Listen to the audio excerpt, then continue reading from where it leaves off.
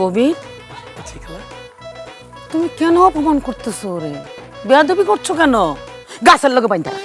আম্মা, এটা আপনি কি কইতাছেন? আমার গাছের লগে কেন বানবো? আমি তো বান্ধব না। তুমি যে বিদেশ যাওয়ার সময় আমার থেকে 2 লক্ষ টাকা নিছিলা, এখন তো তুমি ফেরত আসছো, আমার টাকা তো আর শোধ করতে পারবে না।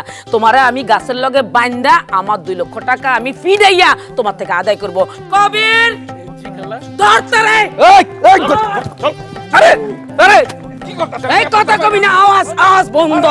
এই ধর, টান টান। আজকে তোরে বানাবো, তোর বউ সাথ মিলামু। ওমা মার, ওমা মার। ওমা এই, ওমা এই, মার, মার। জোরে জোরে ঠ্যাঙ্গে মার। এই রাখ, মারে বাইন্দা দিতে তুই যা দৌড় নিয়ে।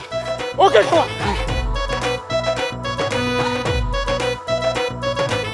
আম্মা, আপনার হাতে কি হইছে? হ্যাঁ কি চল? ও মা গো, মা গো, ও মা, ও মা, ও মা। গোলামের হতে কামড় দিছে রে। শেষ, শেষ, আমি শেষ শেষ শেষ। ও কি বউ শাশুড়ি বুঝে না, শাশুড়ির কামড় দিয়ে বসছে।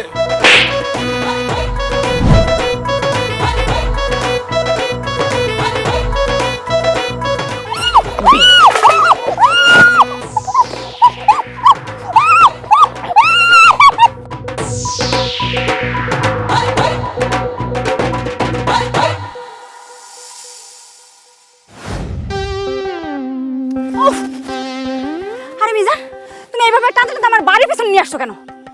এই, তোমার কোনো কুমতলব আছে নাকি? সি সি সি সি ভাবি, আপনি আমার চিনেন না আমি কেমন ছেলে? আমি আপনার এই জায়গায় নিয়ে এসেছি একটা কথা বলার জন্য। কথা বলার জন্য চোরের মতো টানতে টানতে এখানে নিয়ে আসতে হয়? আচ্ছা, তুমি কি চোর নাকি? ভাবি গো, পরিবেশ পরিস্থিতি ভালো মানুষকেও চোর বানায় দেয়। আমার পরিবেশ পরিস্থিতি এখন খুবই খারাপ, একদম চোরের মতো। এর জন্য আপনার আমি টাইনা এই জায়গায় নিয়ে এসেছি।